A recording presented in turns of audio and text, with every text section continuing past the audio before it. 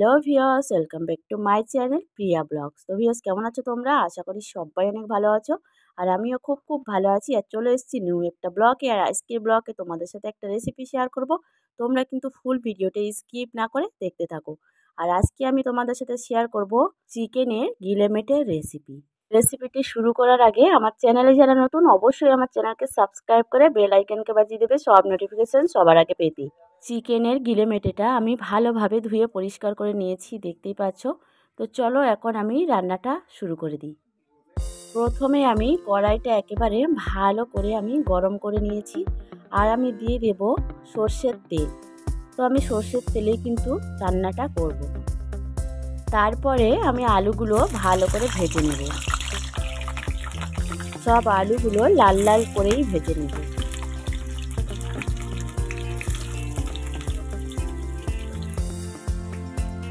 আলু ভাজতে এখানে আমার লাগছে অল্প একটু লবণ আর একটু হলুদের গুঁড়ো।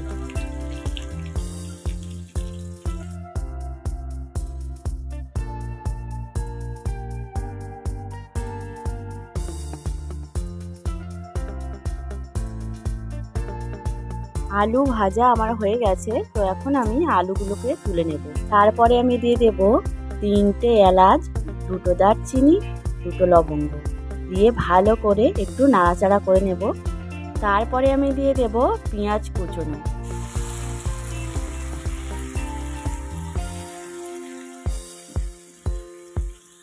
পেঁয়াজ দেওয়ার পর ভালো করে কষে নিতে হবে, যাতে পেঁয়াজের কাঁচা গন্ধটা না থাকে।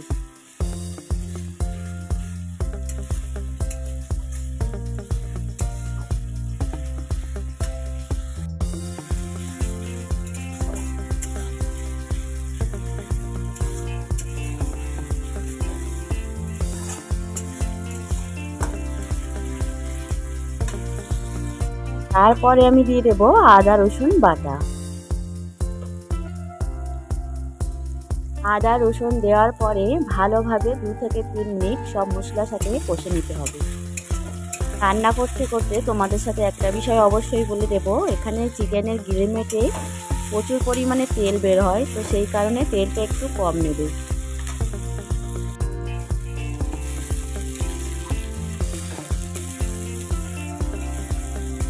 সব মশলা আমার কষা হয়ে গেছে। এখন আমি দিয়ে দেব টমেটো।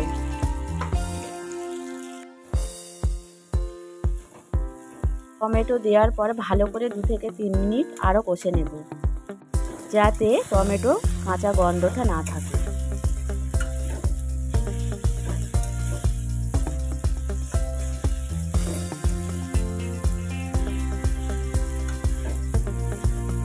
সব মশলা আমার কষা হয়ে গেছে। আর এখন আমি চিকেনের গিলেমেটটা ধুয়ে রেখেছিলাম, তো সেটাই আমি দিয়ে দেব। এখানে গিলেমেটেটা রান্না করতে আমার কিন্তু কোনো জল লাগবে না, জল ছাড়াই রান্নাটা হবে। একটু ভালোভাবে নাড়াচাড়া করে দিচ্ছি, যাতে সব মশলার সাথে একটু ভালোভাবে মিশে যায়। তারপরে আমি দিয়ে দেব গুঁড়ো লঙ্কা। তো এখানে গুঁড়ো লঙ্কাটা তোমরা তোমাদের পছন্দ মতো গুঁড়ো লঙ্কাটা দিতে পারো। অনেকে বেশি কম খায়, তো সেই হিসেবে তোমরা গুঁড়ো লঙ্কাটা দিয়ে দিও।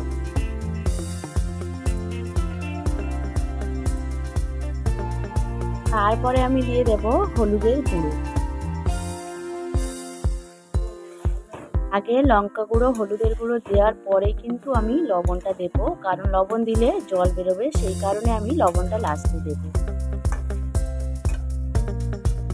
এখন আমি লবণটা অ্যাড করে দেব। এখানে স্বাদ মতো লবণ দিচ্ছি। লবণ দেওয়ার পর ভালোভাবে কষে নিতে হবে। তারপরে আমি দিয়ে দেব আলু।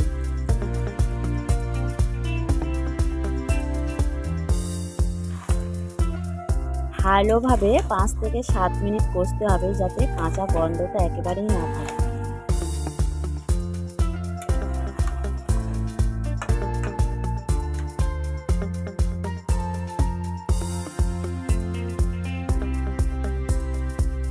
এখন আমি দিয়ে দেব জিরে বাটা।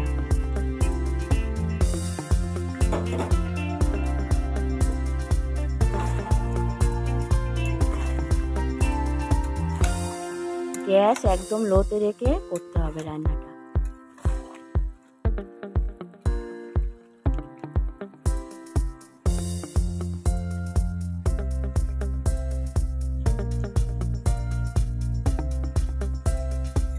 চিকেনের গিলেমেটে থেকে কিন্তু প্রচুর জল বেরিয়েছে, তোমরা দেখতেই পাচ্ছ। এই জলে কিন্তু রান্নাটা হয়ে যাবে।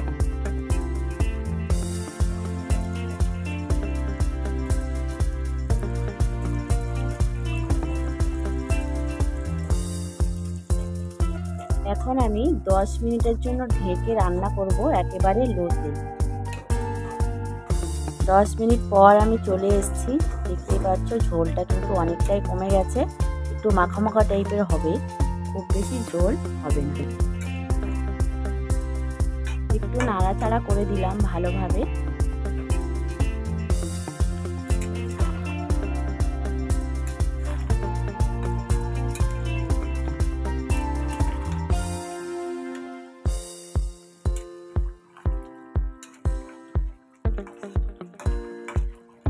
আরও 5 মিনিট আমি একদম লোতে রেখে রান্নাটা করে নেব।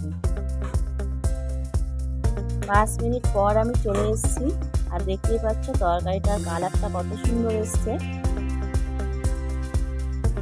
সব শেষে আমি দিয়ে দেবো গরম মশলা। তো এখানে আমি গোটা গরম মশলা পেস্ট করে নিয়েছি, তোমরা চাইলে গুঁড়োটাও দিতে পারো।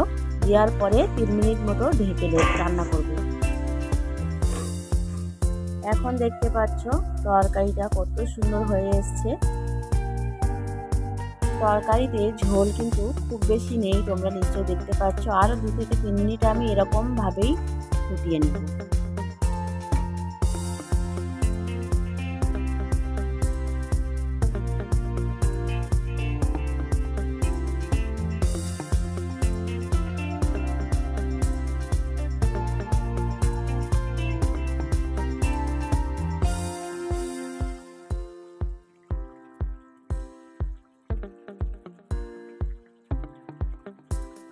এখন আমি গ্যাসটা একেবারে অফ করে দেব।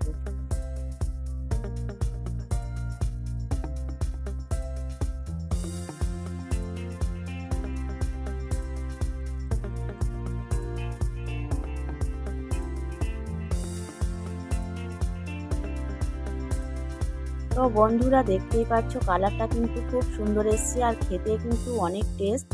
তোমরা চাইলে অবশ্যই এইভাবে কিন্তু বাড়িতে বানিয়ে ফেলতে পারো খুব কম সময়ের মধ্যে। তো চলো আজকের ভিডিওটা কেমন হয়েছে অবশ্যই কিন্তু কমেন্ট করে জানাবে, আর ভালো লাগলে like comment share and subscribe করে পাশে থাকা বেল আইকনটি ক্লিক করে দেবে, যাতে সব নোটিফিকেশন সবার আগে তোমাদের কাছেই চলে যায়।